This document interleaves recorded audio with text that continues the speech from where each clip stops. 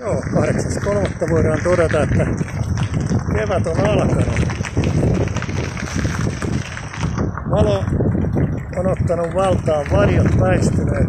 6 astetta lämpötila, saattoi olla vähän hetki sitten 7 astetta 8.3. lauantaina. Mutta ei oikein sittarissa tullut mitään. On sen verran pääryneitä appelsiineja ja näkkileipää.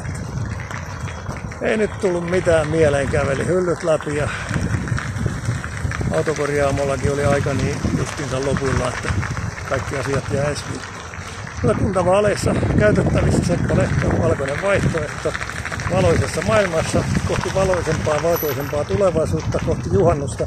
Mutta sitä ennen kuntavaaleissa tässä pitäisi tulla lähiaikoina kuntavaalinumerot. Katsokaa sieltä Seppo Lehto yhteislista. Tai siis korjaan oma lista. Yhteislistalaisia nyt ei ole.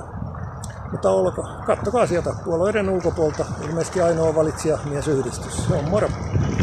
Vapaussoturi@gmail.com, jos on asioista tiedustelua.